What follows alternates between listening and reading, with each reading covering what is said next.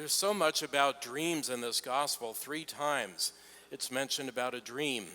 And if we look at the idea of dreams throughout the Bible, particularly in the Hebrew scriptures, we notice that dreams are a favored way for God to communicate with people. They're quite comfortable with it. Even the prophets talk about dreams. King Solomon has dreams. David has dreams. Certainly Joseph of the Old Testament has dreams, and Joseph of the New Testament has dreams. So these dreams are a way for the communication to go between humanity and divinity. And in this, we realize that God chooses to act through human people, through us, people like ourselves. This is a way to help prepare people for the idea that God will not remain remote and just sort of up in the heaven, but rather will come into our human history in the life of Jesus of Nazareth, who is much more than a prophet. That God takes on flesh in Jesus of Nazareth. That's at the basis of Christianity. It's really quite extraordinary. We recognize how close God chooses to be with us and that God chooses to come into a family. Now, what do we know about families? If we look at the Hebrew scriptures again, we get examples of all kinds of different families. Families with one husband and multiple wives. Those are in the Bible. We get other things where in-laws are getting intermarried. We get stuff with the kings of Israel where they're doing things that you really shouldn't do, messing around with other things, okay, and causing all kinds of problems. All this is about family. It gets rather complex and it gets rather different. And I believe, sisters and brothers, that we live in a world too in which that idea of family is in flux. It's changing. And I'm not saying that's all bad. Some of it I think is good, some of it's probably bad, and some of it's probably good. We have a bit of both. In this story in the gospel today, Joseph decides to go to Egypt. Now, for those people, that's pretty normal. At the time of Jesus, there were many, many, many Jews living in Egypt, especially in Alexandria. There were thousands of them. So this would not be odd that he decides to go there. But did you notice they're escaping political unrest and violence? The Holy Family is one of these refugee families that we know about today. It's not a distant thing, it's a present thing. And they go and live in Egypt for a number of years before they come back to their homeland because it's safe now. But he doesn't go to where he's from, Bethlehem. He actually goes to Nazareth. Now, Nazareth at that time was a very little village, and it was apparently founded after the Jewish people came back from their exile in Babylon. And it was apparently founded by a particular clan of people who were descended from King David. They called themselves the Sprout clan, or the Shoot clan, if you will. From Isaiah the prophet, who said, remember, a shoot will sprout from the stump of Jesse. Remember that? Because people thought the lineage of King David was killed off at the time of the Babylonian exile, but the prophet said, no, there'll be a shoot. It'll sprout again. There will be more descendants of the king. So this little group who knew of themselves as descendants of the king called themselves the Sprout clan. They came back to the land of Israel. They started this little village, and they named it after themselves. Nazareth in Hebrew is a sprout. It's Sproutville, okay? Sproutville, that's what they called it, all right?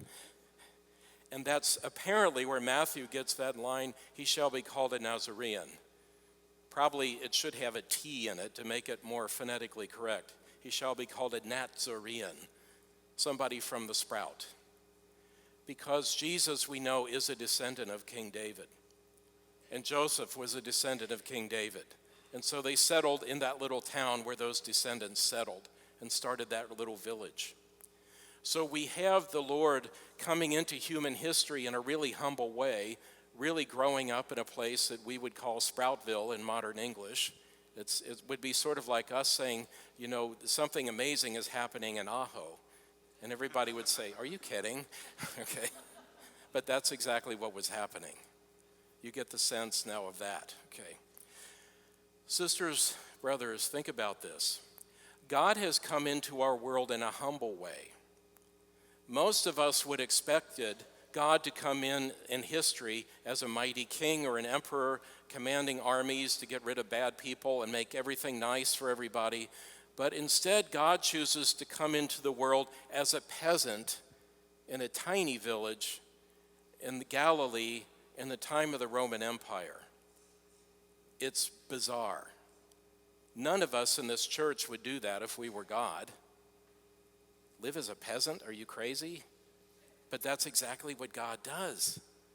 And that's not enough. That humility is not even enough. On top of that, God comes into our world as a little baby, completely helpless and utterly charming. A little baby that draws us to love and to be affectionate. So God chooses the power of attraction.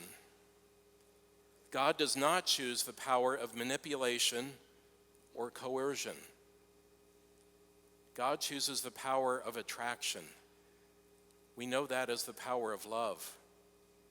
That's a whole different kind of power, that you try to help people come to know the right thing to do.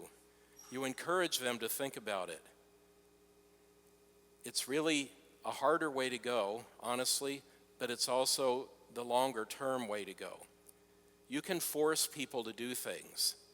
And history is full of great rulers who forced hundreds of thousands of people to do things. And one thing they could never achieve when they did that is they were never, ever loved. They were feared, but they were not loved. Totally different. This is the kind of power God invites us to take part in. That power of love, the power of love revealed in a little child, the power of love revealed in a little family, and a family that really didn't fit the mold very well for ancient Israel. You were supposed to have, ideally, a number of sons, not to mention some daughters, but apparently they had just the one. How about our families here today? There are people in this church that are single. They also take part in the family of humanity, in the family of the country, if you will, in the family of the church. They also have a role to play in the development of human society. That's one of the basic things you learn as a little child, how to work with other people and grow with other people, and grow as a family instead of my little isolated individual castle. If you never get out of your individualism, you're going to make family life miserable for everybody else. You have to learn these things. We have people that are raising children that they did not give birth to. We have grandparents raising children. We have regular old-fashioned families, mom, dad, and a couple of kids. We have those too. And all of those, as we come together in a church community, are part of an expression of what we are as family. We all have a role to play. I hope that on this feast of the Holy Family, you can recognize yourself as having a part to play in the development of this church community, of this kind of family. That you too can recognize that you carry on the tradition from your ancestors of so many generations. You're carrying that into the present. That's part of family.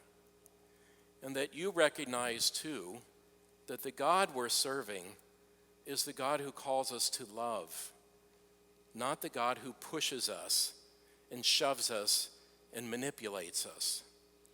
It's a really different kind of God. That's the kind of God I believe we can believe in. The God of love, not the God of force. I hope you celebrate that on this Feast of the Holy Family, recognizing the presence of Christ in your life, how God has loved us so much to come to us in the form of that little baby, that little infant in Bethlehem.